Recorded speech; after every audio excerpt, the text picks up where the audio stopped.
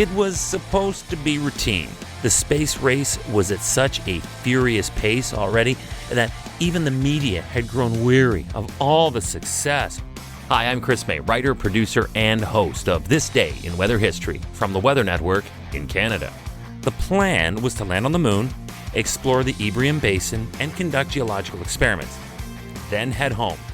Not what happened this day in weather history. We really are an idiotic species when you hear stories like that, I gotta be honest. Somehow spaceflight was now boring. I mean, we've already landed on the moon in 1969. Only a few months later, and do we really have to cover this story? Anyway, on April 11th of 1970, Apollo 13 was to be the third lunar landing mission, and all went well at launch from Cape Canaveral, Florida. Aboard were astronauts James Lovell, John Swigert, and Fred Haise. In the Hollywood film, Tom Hanks portrayed Commander Jim Lovell, Bill Paxon played Fred Haise, and Kevin Bacon was John Swigert. The all-star cast retelling a pivotal moment in human history, really.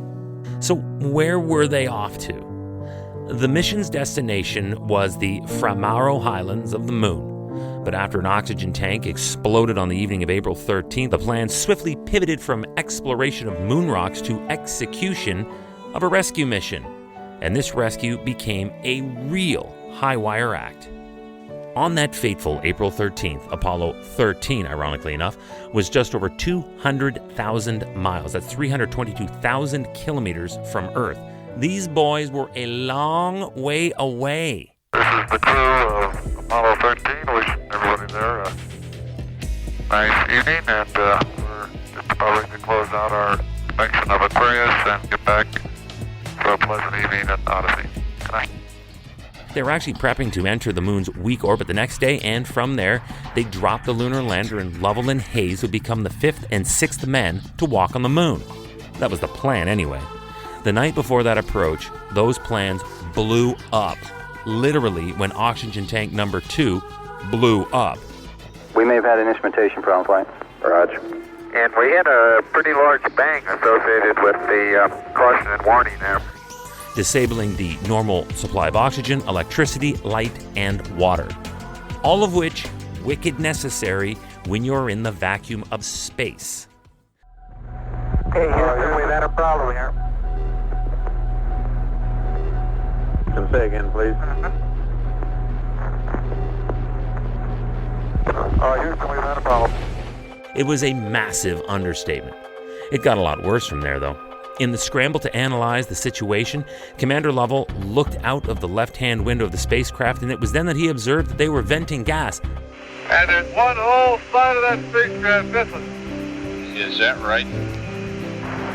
Okay, copy that. Farewell, Aquarius, and we thank you. That was actually the command module's oxygen. The landing mission now had to be aborted.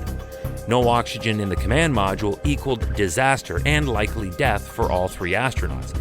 That immediately added up to a scrubbed lunar landing, and that ultimately resulted in dreams being dashed for both Lovell and Haise. And if that weren't bad enough, as fast as the command module was losing pressure, its fuel cells also died. So now how do we get back to Earth? Mission Control had a plan.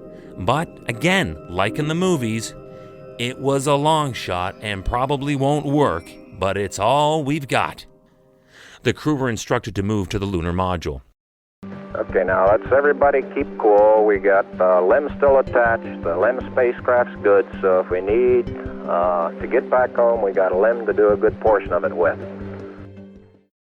This miracle of science and engineering was now basically a space lifeboat.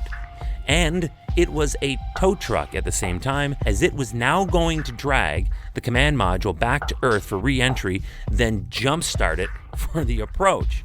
I told you, it's a long shot, and it might not work, but it's all we got. Okay, I want you to double check my arithmetic to make sure we got a good course of line. Go play. How's the arithmetic? Stand by, we're checking. And the math was good.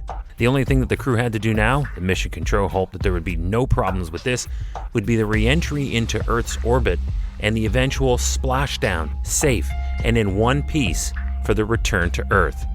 For that, I'm going to turn to space writer and meteorologist at the Weather Network, Mr. Scott Sutherland. With all the problems that plagued the Apollo 13 mission, one of the few things that went right for the astronauts was the weather at their splashdown site, east of Fiji in the South Pacific Ocean. Had Murphy's Law continued to plague them, bringing severe weather such as a tropical cyclone to the splashdown zone, they would have been forced to divert to another site, which may have been difficult in their damaged spacecraft. Upon their return to Earth, Lovell, Swigert, and Haise were greeted by partly cloudy skies, light winds, and a balmy 26 degrees Celsius. Perfect weather conditions to end a journey fraught with danger. Thanks a lot for that, Scott. Really appreciate it. But this is not the way they drew it up when they made that launch back in 1970 on this day in weather history. Tomorrow is April 12th, and we're staying with weather and space launches. This time, STS number 1. You know what that is. It's the birth of the space shuttle. This day in weather history with me, your host, Chris May.